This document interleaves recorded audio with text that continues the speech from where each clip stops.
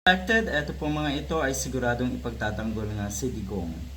Kilala niyo naman daw si Duterte, kung paano magsalita, kung paano daw magbiro.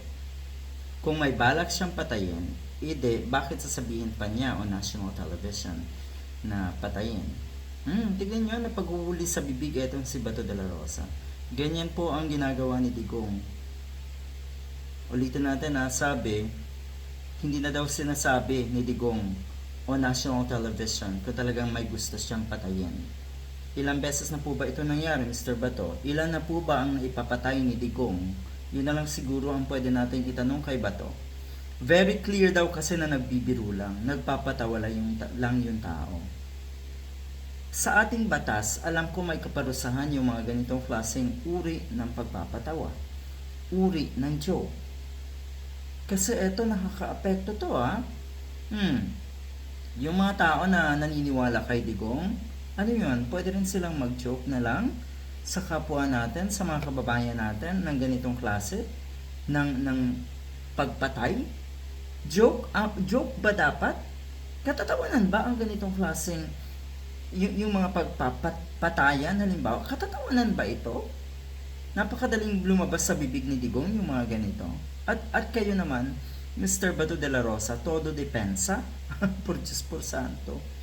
Totoo na biro to. Sige, sabihin na natin. Biro to, sige. Yun naman ang gusto nyo. Pero may kaparusahan yan. Kaya nga, kinasuhan na si Digong. Ay baka idamay na rin kayo. Or dapat kayo na rin ay idamay. Dahil kayo nagiging accessory para magulo ang kaisipan ng mga kababayan natin. Na akala ng mga kababayan natin na baluktot na nga ang kaisipan, lalo nyo pang binabaluktot. Akala nila na normal nga ang magbiro ng ganito. 'Di ba? Hindi naman daw apektado. Wala daw problema diyan. Walang 15 senators na nasaktan. Ano 'yun? Aantayin niyo pang masaktan? May masaktan talaga? Ang usapin kasi dito yung joke ng pagpatay. Hindi yung pagpatay mismo. Totoo na wala pang pinapatay. Eto naman sa Mr. Robin Padilla, ang ganito ang sinabi niya Ako na po ang nagsasabi sa inyo.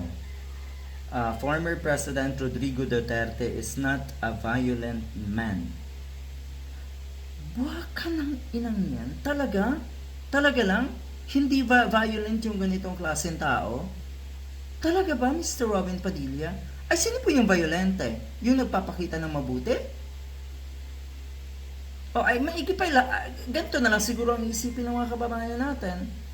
Na gayahin ang pananalita ni Digong para isipin ng mga kababayan natin na hindi violente? Kakaiba rin. Napakabait daw na si Digong. Napakabait naman pala. Ay bakit kailangan magpakasama?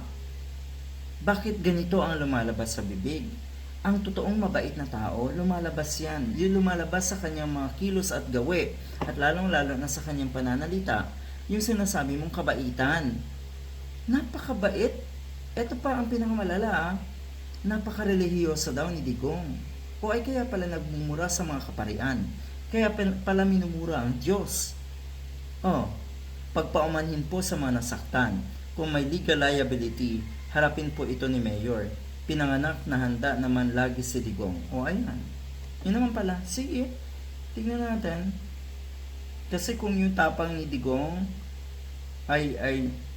kung yung tapang niya noon ay naandyan at talagang malakas pa, tignan natin ngayon kung hanggang saan yung tapang niya. Diba?